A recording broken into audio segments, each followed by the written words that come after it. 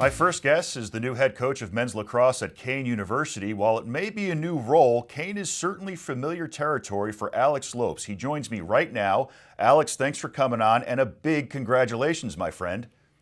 Yeah, thank you, and thank you so much for having me today. Of course. So, first things first, talk to me about your background in lacrosse, how you first got into it, and the journey that led to where you are today in the sport. Yeah, I grew up in Glen Ridge, New Jersey, a little bit north of Kean. Was fortunate to play on the first ever varsity lacrosse team in high school as a freshman, and played 4 years varsity lacrosse there for Carl Hauser, who's still actually the head coach there and a good friend of mine.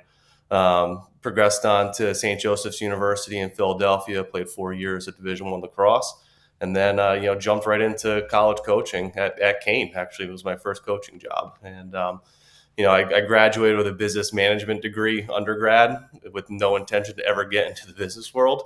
So I was fortunate to find Kean to do my graduate work for elementary education, and really thought I was just going to coach high school lacrosse and teach for the rest of my life. But Fairfield University kind of burst onto the scene a little bit and became an opportunity. And at that point in my life, I was like, why not? Let's give this a chance. And that really got the ball rolling for me. But honestly, more than that, it goes back to growing up. My dad was a coach, coached football for many years. Started our youth program in Glen Ridge, and I think just watching his passion and dedication for coaching, something I knew that I wanted to do. And fortunate, I've been doing it for about 15 years now. Now, you were the assistant coach at Kean from 2009 to 2012 and again in 2021. How great is it to be back for your third stint in a head coaching role?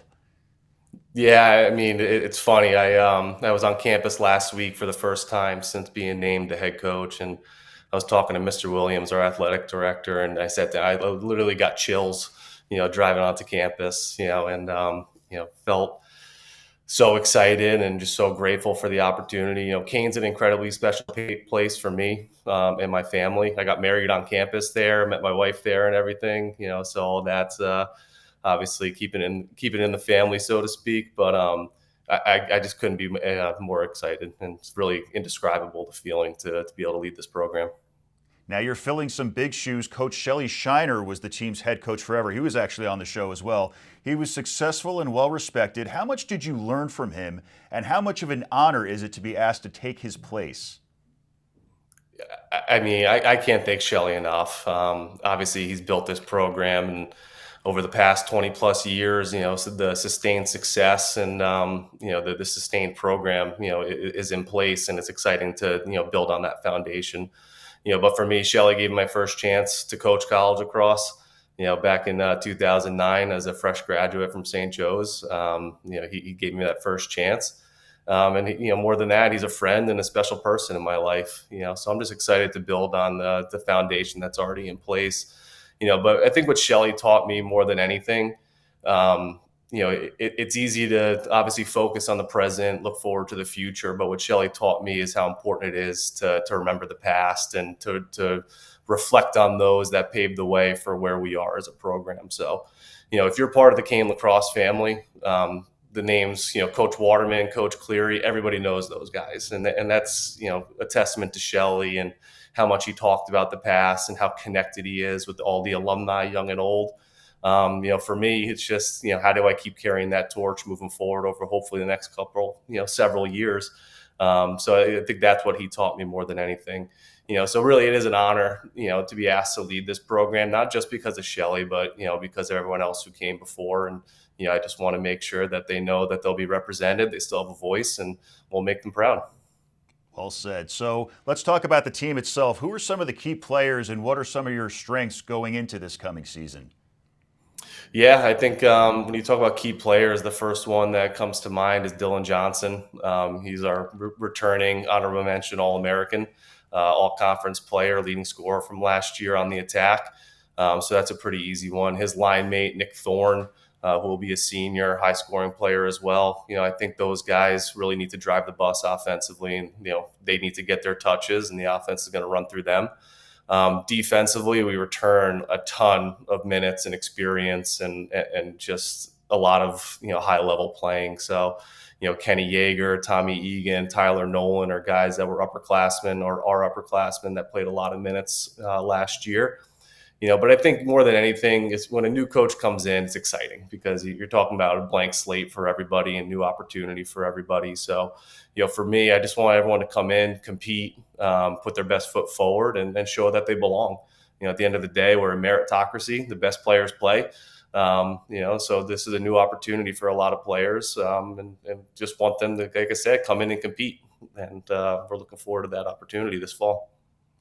And other than winning, what kind of influence are you looking to have on the players? Because they're not just athletes, they're people. They're the future of our generation. So what kind of influence are you looking to have on them? For me, I just want them to know how much I care about them.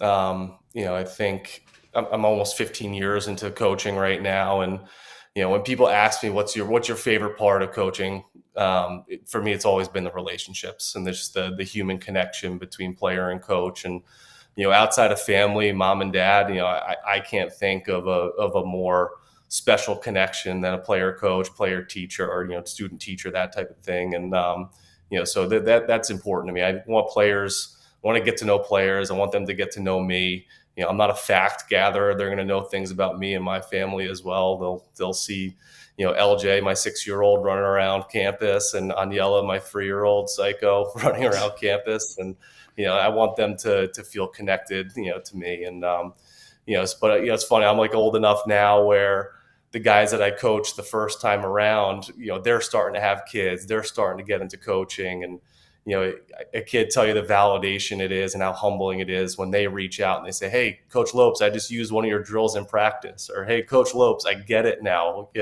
I understand why you yelled at me. Like, these kids are such a pain in the butt." So those connections matter a lot. And like I said, the validation when they follow up years later and they still call you coach and they still talk about your time together. That's special. And it really starts with, again, building those relationships while they're on campus and, an arm's length away. But then, kind of like we were talking about before with the alumni and what Shelly's done so well, just continuing to give them a voice in the program, make sure they feel connected.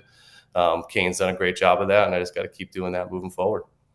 So well said. Fantastic interview. Alex Lopes, thanks so much for coming on this morning, and all the best to you in your new role as head coach. Thanks, Mike. Really excited. Coming up, we'll talk to a local soccer agent who represents professional players all over the world. Stay with us.